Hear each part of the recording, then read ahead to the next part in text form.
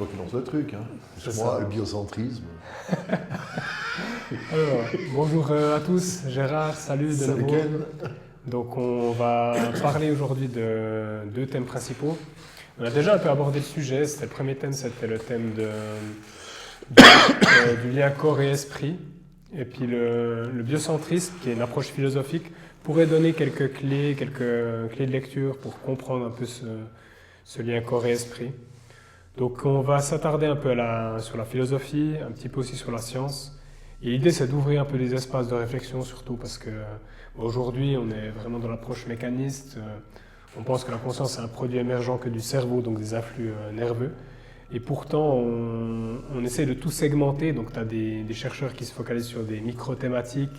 Par exemple, j'avais donné l'exemple dans la vidéo d'hier de l'ère de Broca et l'ère de Wernicke, qui sont par exemple des aires du langage. Et tu auras des chercheurs qui vont se focaliser absolument là-dessus, mais il n'y aura que cette thématique-là.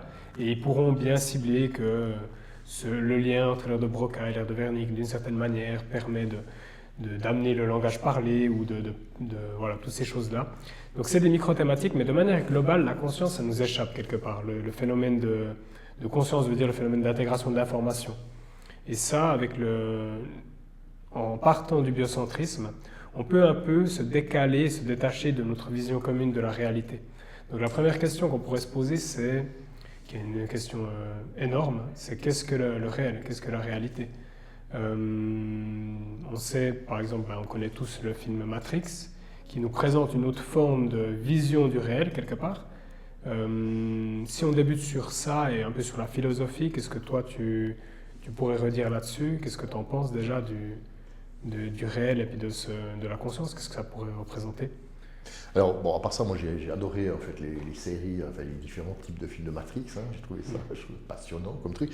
Et par la suite, j'étais quand même étonné d'entendre certains physiciens quantiques, qui disaient que en fait, il y a une possibilité en fait que la matrice puisse exister. Ça veut dire qu'on est dans une sorte de gros jeu quelque part quantique, et qu'en fait la réalité existe à travers peut-être des informations qui sont d'origine informatique et autres. Donc c'était quand même assez étonnant d'entendre ce genre de truc. Et on peut se poser la question, qu'est-ce que la réalité si on se réfère à ceci ici? Et c'est intéressant parce que la réalité, elle prend une multitude de formes. Ça veut dire qu'on a l'impression de vivre dans un état linéaire de la réalité, mais ce qu'on oublie quand même chaque fois, c'est que chaque fois que l'on prend une décision, on modifie la réalité.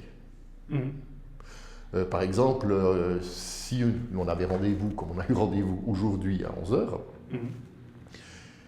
et que toi ou moi n'étions pas venus, ce moment ne pouvait pas exister. Donc cette réalité ne pouvait pas exister. Donc c'est déjà un changement de la réalité. Chaque décision, la décision que tu as prise de venir et la décision que j'ai prise de venir, en fait, a créé cette réalité que l'on a maintenant. Ouais. Si l'un de nous n'avait pas... Ça reste dans le temps quand même, quelque part. Ça reste dans le temps, mais en fait, on l'a créé, cette réalité. Chaque fois que l'on prend une décision, on crée une sorte de réalité. Ce qui fait que déjà, devant nous s'offre, par rapport à notre pensée, par rapport au choix que l'on fait, non pas une, mais une multitude de réalités. Multitude de possibilités. De possibilités, donc de réalités. Ce qui est très intéressant, c'est l'interaction que je trouve, de mon point de vue, qui existe entre les choses. Souvent, on pense qu'on est un système isolé et que le monde extérieur est différencié du nôtre, parce qu'on vit l'expérience de toucher la table ou de prendre un livre, etc. Donc on a dans notre cerveau, en fait c'est très égocentrique, parce qu'on imagine que la seule réalité c'est notre perception, notre manière d'appréhender les choses. On s'est dit, vu que je peux toucher une table, je vais analyser cette table et puis la différencier de moi.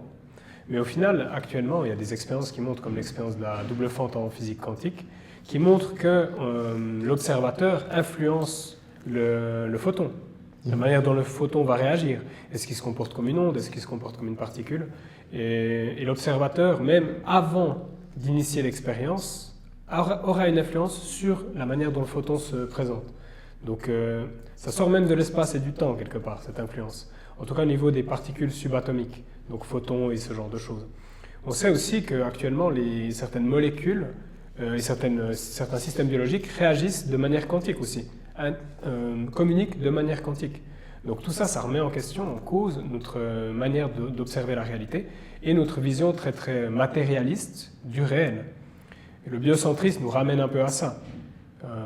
Donc voilà, qu'est-ce que toi t'en penses de ça? Est-ce que alors, ouais, ça, quelque part, c'est assez marrant.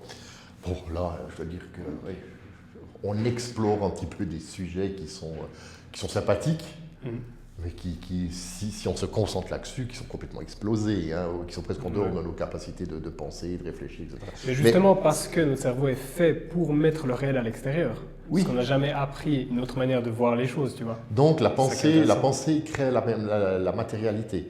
C'est intéressant. Je ne pense pas que la pensée crée totalement la matérialité, mais je pense qu'il y a un chaînon de causalité, de vibration, qui fait que potentiellement certaines parties de la réalité sont sensibles à la pensée, donc à la conscience, donc à l'individualité, et certaines parties sont moins sensibles à ça parce qu'elles sont plus lentes en vibration. Par exemple, le corps physique, c'est un peu plus lent en vibration, mais on connaît le secret, c'est des guérisons sur le corps physique qui se produisent. Donc, il y a une potentielle causalité, je pense, un chaînon de causalité entre ce qui est très rapide, pensée, énergétique, et ensuite physique. Et plus c'est canalisé, plus l'énergie est mise dans quelque chose, plus ça aura une incidence sur le corps physique. Là, on parle de corps biologiques, minéraux ou d'autres corps un peu plus inertes, peut-être c'est encore plus lent en vibration. Donc le chaînon de causalité il est encore plus lent, tu vois. Mais il y a une intrigue derrière tout ça, et je trouve super intéressant parce que ça remet en question notre vision du réel quelque part. Si on cherche le lien corps et esprit, on est obligé de se poser les questions philosophiques les plus profondes. Parce que si on cherche un lien facile, on ne trouvera pas, je pense. Comme Descartes, il parlait de la glande pinéale. Je ne sais pas s'il a raison ou tort, il n'y a pas eu vraiment d'expériences qui ont corroboré cette vision-là. Donc peut-être c'est beaucoup plus holistique, beaucoup plus intégratif, beaucoup plus global. Et c'est beaucoup plus complexe. Donc ça nous amène dans ce genre de questionnement-là. Puis au niveau cérébral, je pense que c'était déjà aussi arrivé. En fait, on voit quelque part que les choses que l'on peut imaginer exister. Un exemple. Combien de fois, moi ça m'est arrivé alors plus d'une fois ce genre de truc, je cherche quelque chose chez moi. Cette chose chez moi, je suis sûr qu'elle n'est pas à cet endroit. Parce que je suis sûr que je l'ai déplacée, imaginons les clés. Par exemple. Je vois. Je suis sûr que je l'ai mis à cet endroit. Ou plutôt, je suis sûr que je ne l'ai pas mis à cet endroit, donc je cherche complètement ailleurs. Et même que je passe 10 fois devant cet endroit où je suis sûr qu'elles ne sont pas, alors qu'elles y sont, je ne les vois pas. Oui, monsieur, c'est intéressant ça. C'est intéressant ça. C'est comme cette histoire que j'avais lue, je ne sais plus qui ce qu'avait raconté, un physicien qui avait raconté ça aussi. En fait, quand les Espagnols ont débarqué en Amérique du Sud, avec leurs caravelles, Colombo, etc., les seuls qui étaient capables de voir les caravelles au loin étaient les sorciers. Parce que pourquoi? Parce qu'en fait, les autres ne pouvaient pas s'imaginer que ce genre de bateau, que ce genre de structure pouvait exister. Donc même s'ils gardaient au loin, ils ne les voyaient pas.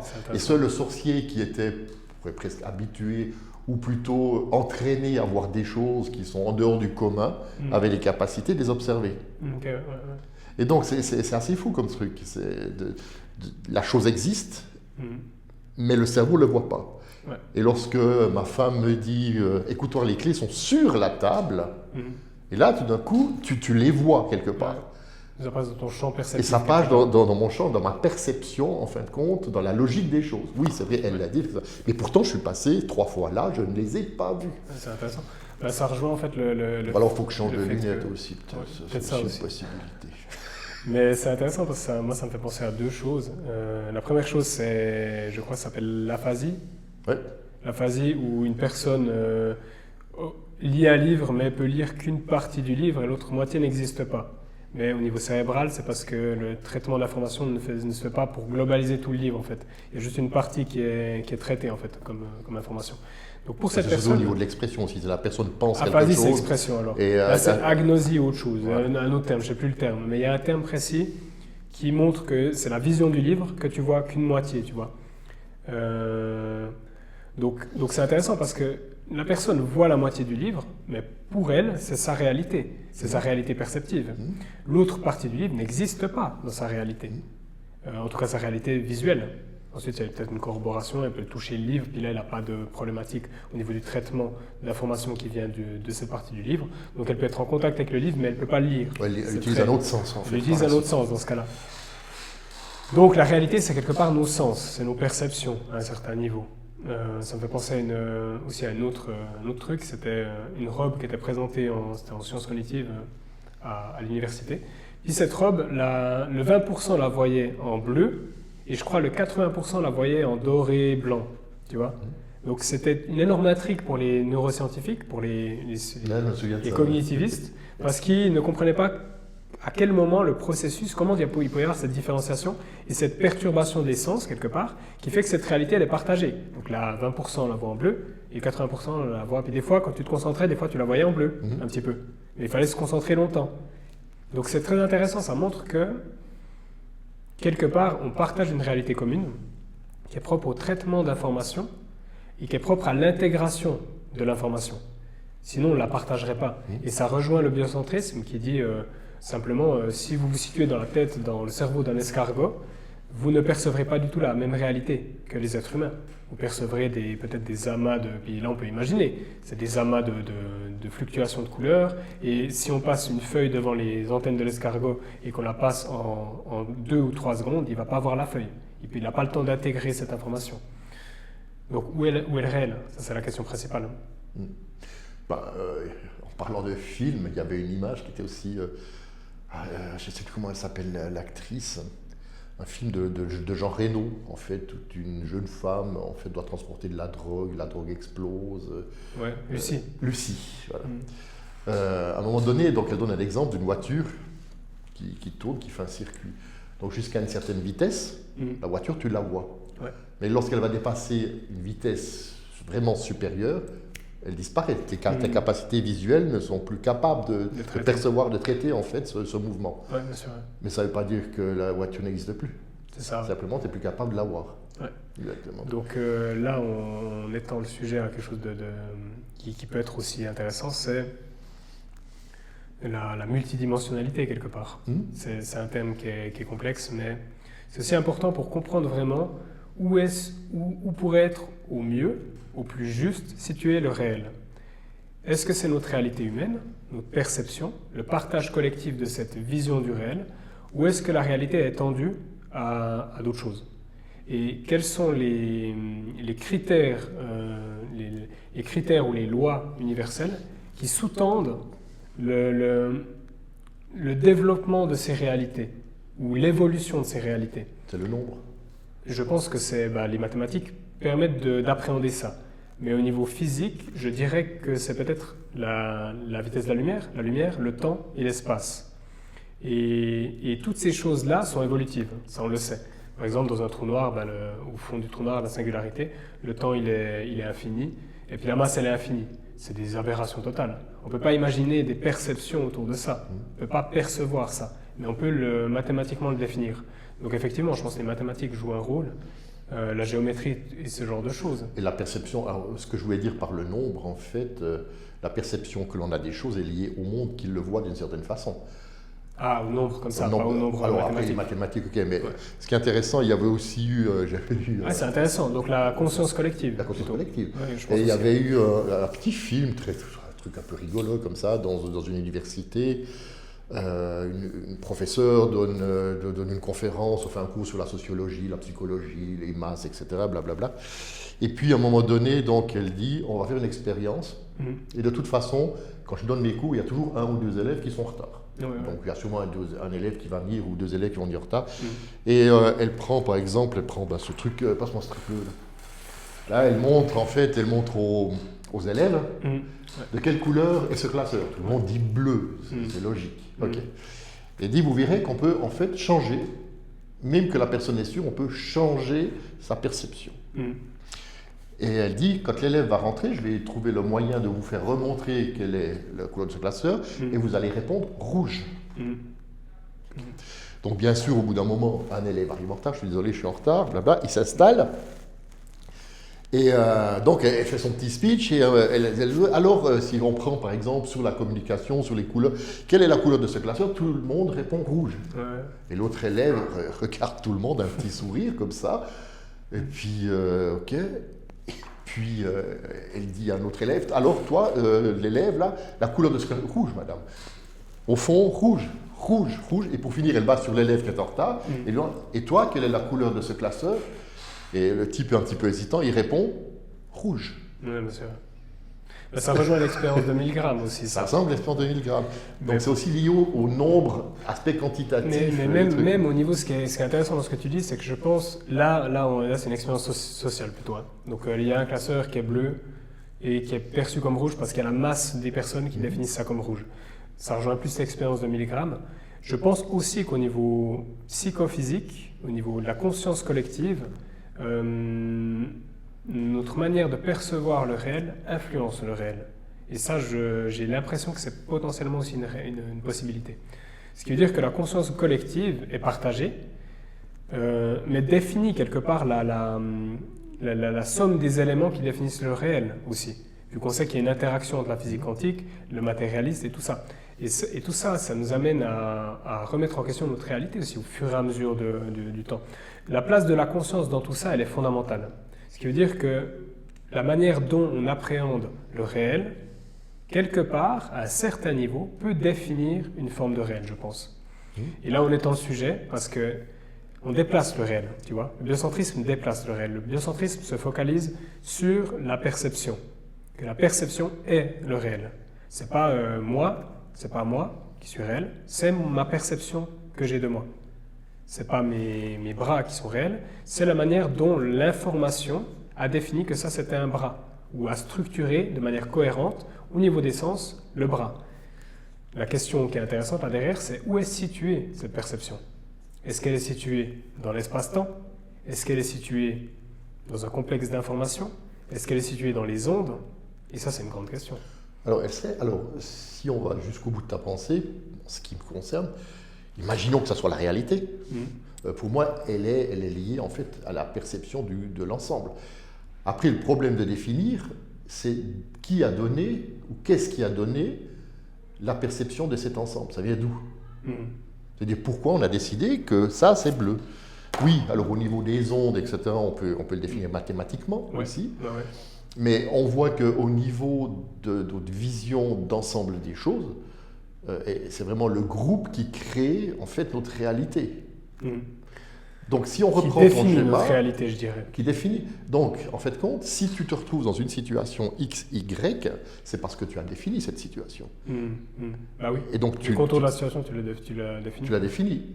Et en fait, tu l'as fait évoluer selon un schéma qui est prédéfini. Oui. Mais je pense que la conscience a un impact encore plus profond derrière tout ça. Et je pense que l'élément... pour moi, ce qui est important, ce que j'essaie de faire à chaque fois, c'est de ramener dans le côté un peu scientifique. Comment comprendre scientifiquement ce genre de choses. Comment situer... Ça, c'est vraiment une lubie. Hein. Ça, c'est une lubie, mais c'est important. C'est important parce que ça permet de créer du rationalisme, tu vois, autour des choses. Ouais. Parce que si par exemple, on dit, par exemple, les guérisseurs philippins, je ne sais pas si tu connais. Tu as déjà vu les guérisseurs philippins?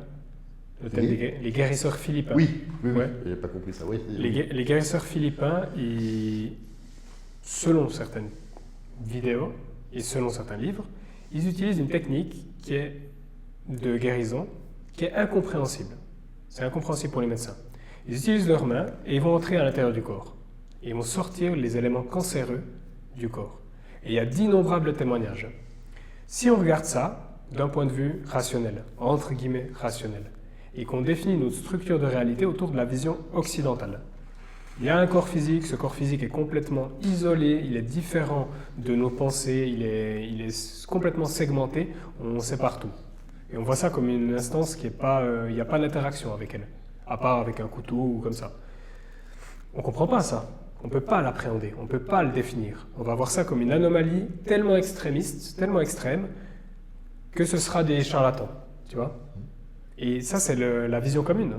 Tout ça parce qu'on n'arrive pas à se remettre en question sur notre propre égocentrisme. C'est égocentrique de voir que notre corps physique est tout ce qui existe. Tu vois? Il n'a aucune interaction avec d'autres paramètres qui nous échappent. C'est ultra égocentrique, je trouve.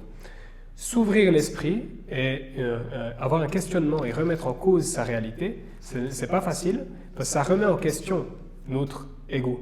Qui on pense être, comment on pense évoluer, dans quel monde, dans quel univers.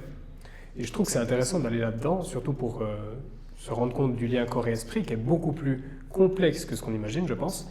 Et je pense qu'on ne va jamais trouver de machine consciente. Une conscience ne va pas émerger dans les machines, je suppose, parce qu'on ne comprend pas ces principes de base. Et qu'on a une mauvaise compréhension, une mauvaise vision sur l'élément de la conscience. Les guérisseurs philippins le montrent, à l'extrême, le secret le montre un petit peu, les grands brûlés qui sont guéris et tout ça. Donc je ne sais pas ce que tu penses de ça et où c'est qu'on peut aller avec ça, parce que c'est un vaste sujet. Je pense qu'actuellement, au niveau société, on n'ira jamais là-dedans ou on n'y va plus. Pour une simple et bonne raison, c'est qu'on est devenu hyper figé dans ce qu'on appelle le matérialisme. Ça veut dire, de plus en plus, on est passé d'un côté très spirituel, beaucoup plus, pas très, mais plus spirituel, à un côté matérialiste. Ça veut dire un monde de plus en plus figé par rapport à ça. Ouais. Parce que le spiritualisme, par exemple, dans son noble nom, c'est quelque chose qui est ouvert à l'extérieur, qui permet d'ouvrir à l'extérieur, de pouvoir je dirais, explorer un monde extérieur. Tandis que le matérialisme, en fait, c'est plutôt d'explorer le monde figé de ce qui nous entoure. Et de pouvoir concentrer toute son énergie sur des choses de plus en plus dures. Il y avait une image qui était fantastique. Alors, je ne suis pas du tout catholique, ni chrétien, ni tout ce que tu veux, mais il y avait une image qui était absolument géniale. C'est lors du Covid. Ça montrait bien qu'on est sorti du spiritualisme pour mettre en avant le Dieu de la science. C'est une image, il y a le pape, il fait toujours à Pâques, Orbi et Tourbi, je crois que ça s'appelle quelque chose comme ça. Donc, il fait une immense conférence, une conférence devant toute l'Assemblée qui réunit Place Saint-Pierre, hein, pardon, et qui reproduit à travers des millions de personnes, à travers les masses médias. Et là, ce jour-là,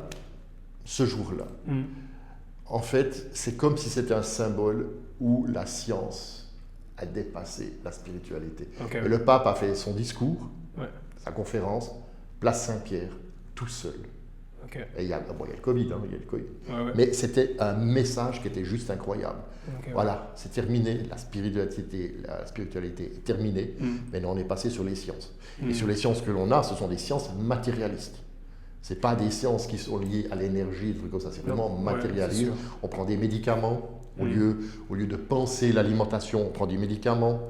Au lieu de penser, par exemple, le stress, de repenser le travail, de repenser tout ce qui va tourner autour de la société du travail, on préfère prendre des antidépresseurs, on préfère prendre des anxiolytiques, on préfère prendre des trucs comme ça, on ne se pose pas de questions. Il faut gagner plus pour se payer plus, pour croire qu'on existe. Et ça, voilà, l'aspect spirituel est terminé là-dedans. Ça, je suis d'accord. Et au-delà de ça, on va même plus loin. Pour moi, c'est de la bio-ingénierie. On va commencer à modifier des parties biologiques, mais de manière hyper ciblée, hyper segmentée. Et ça, c'est presque, pour moi, c'est presque de la... Je utilise un terme fort, mais c'est presque une psycho, c'est presque un délire. Parce qu'on néglige des décennies, voire des centaines d'années, de penser le corps comme quelque chose de global. On sait que que les systèmes sont reliés les uns avec les autres.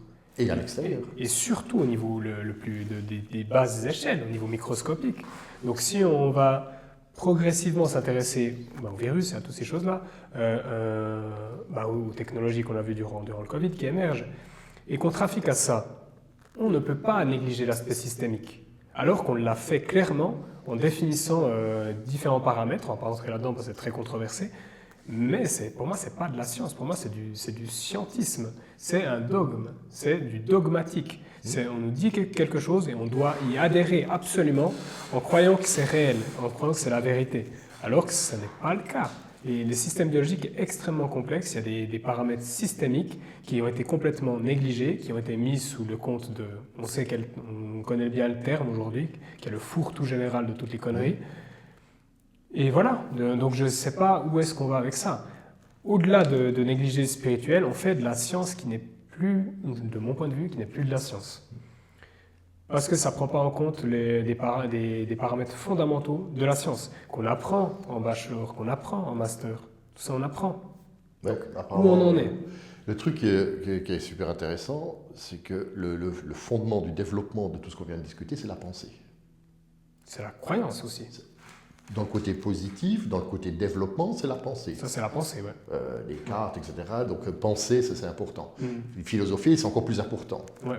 Et bizarrement, pour te montrer qu'on va tellement bien, beaucoup plus, mais dans le matérialisme, c'est-à-dire qu'on a perdu de la pensée. On a perdu de la pensée, de la concentration de la matière. Pourquoi? Parce qu'en fait, on a remarqué qu'actuellement, donc on a perdu, je ne sais plus combien de pourcents de QI, alors que ça n'était plus arrivé. On a perdu aussi du volume du cortex cérébral. Ouais. Donc ça montre bien, en fin de compte, que l'aspect développement extérieur par la pensée et la philosophie est en train de s'écrouler. Remplacé par ce que tu le dis, par la robotique, par les implants, par les intelligences artificielles. Tu donnes, par exemple, une sorte de test à tes élèves à la maison, ils ont 10 sur 10. Tu fais le même test, un peu différencié 2 mois après, ils ont 4, 5 sur 10. Ça veut dire quoi? C'est qu'à la maison, ils ont utilisé l'intelligence artificielle pour répondre aux questions. Okay, ouais. Ça montre bien qu'en fait, le côté positif, moi je ne le vois plus tellement. Par contre, le côté négatif, c'est une hyper-matérialité avec une hyper-déficience de la conscience et de la responsabilité personnelle. Comme l'a défini déjà à l'époque la Boétie en 1500, Hannah Arendt, etc., Machiavel. Mais bizarrement, c'est des choses qu'on n'étudie pas ou qu'on ne donne pas à étudier. Ouais, c'est plus étudié ouais, ça. Mais même les personnes qui lisent, ça devient de plus en plus rare. Hein. Ça devient de plus en plus rare. Et on ne lit plus presque aujourd'hui. Donc la question qui est une question assez intéressante, c'est à quoi ça sert ce qu'on fait maintenant? Déjà, moi j'aime bien parce qu'on passe un bon moment. Ouais. Puis bon, il ne faut pas oublier qu'on a quand même combien? 75 vues. 75 vues. Mais à quoi ça sert de dire parce que c'est quand même des sujets, enfin pour nous, actuellement, moi je commence un peu plus à m'en foutre. Je m'en fous un peu de la direction du monde, je suis détaché. On peut aller dans le chaos, on peut aller dans toutes les aberrations possibles et imaginables. Gentiment, je m'en détache parce que ça ne m'intéresse pas. C'est tellement débile en fait que ça ne m'intéresse plus. Mais la pensée, on ne peut pas nous l'enlever, notre propre conscience. Donc on doit être en continuité de cette conscience. Qu'on touche 2 personnes ou 2 millions de personnes, ça ne change rien au final. Le but, ce n'est pas ça. L'idée principale qu'il y a derrière ça, ça peut être une idée d'évolution. Parce que quand même, sinon on ne ferait pas ça. On a quand même quelque chose qui nous pousse, qui est l'idée, est-ce qu'on ne peut pas encore évoluer dans quelque chose de cool? Ce qui ne sera certainement pas le cas, vu qu'il y a tellement d'énergie dans des choses on va dire négatives ou des choses qui amènent à l'involution. L'involution, c'est le chaos, la déstructuration, c'est la baisse de l'intelligence, c'est la facilité. Tout ça, c'est l'involution. C'est tellement condensé autour de ça que c'est difficile d'avoir une voix dissidente, et même les voix dissidentes ne sont pas trop écoutées. Juste pour anecdote, il y a un chercheur qui a fait 40 ans d'études aux États-Unis, financées sur les phénomènes psychiques. Sur YouTube, il y a à peu près 100 à 500 vues dans ses interviews. Et il est décédé en 2015 et 2020, je crois. Donc, il n'y a aucune énergie qui est mise là-dessus. Très peu. Et ça, c'est quelque chose qui est une intrigue, c'est un questionnement. Actuellement, moi, je m'en fiche un peu. C'est pas un questionnement, c'est une réponse. C'est une réponse, ouais. C'est la réponse que... Mais c'est une réponse qui est tellement claire. C'est très clair actuellement. C'est très clair qu'il y a des millions de vues dans des choses qui sont ou bien les guerres, ou bien extrêmement négatives, ou bien je vais utiliser le terme stupidité, en conscience de cause, qu'il y a cette place-là, c'est même devenu has-been. C'est has-been de discuter de ça. Qu'est-ce qui nous font chier à discuter de philosophie? Qu'est-ce qui réfléchissent à ça? Qu'est-ce qu'on s'en fout? On est mieux, on n'a qu'une vie, tout ce blabla qu'on entend constamment. Mais oui, on n'a qu'une vie, je suis d'accord. Donc autant profiter en grande partie de ça. Mais ça n'empêche pas la pensée, ça n'empêche pas la conscience. C'est la sagesse et le fait de vivre une vie chouette. C'est 2 choses qui se complètent. Si on néglige complètement la sagesse et qu'on vit que vivre notre vie de manière égocentrique et profiter de tous les plaisirs possibles et imaginables, on va se retrouver face à un mur. Et c'est là qu'on va maintenant. Donc voilà, c'est juste une anecdote comme ça, enfin un passage là autour parce que ça m'interpelle quand même un peu. Après moi je m'en fiche un peu actuellement, mais voilà, c'est comme un questionnement. Globalement pour nous deux c'est intéressant. Après, si ça peut intéresser 1 ou 2 personnes supplémentaires ou qui veulent écrire des commentaires, aussi, ça serait aussi intéressant. Ouais, à voir comment c'est visible. À voir comment les gens le reçoivent en fait. C'est ça, ouais. Voilà. Et d'avoir un dialogue aussi, une communication avec aussi peut-être des gens comme ça peut être aussi intéressant au bout d'un moment. Mais On verra ça. Donc voilà. Donc on a dérivé un peu du sujet. Café. De corps et esprit jusqu'à tout cet amalgame de trucs. Et maintenant café. Café. Allez. Allez, bonne journée. À plus.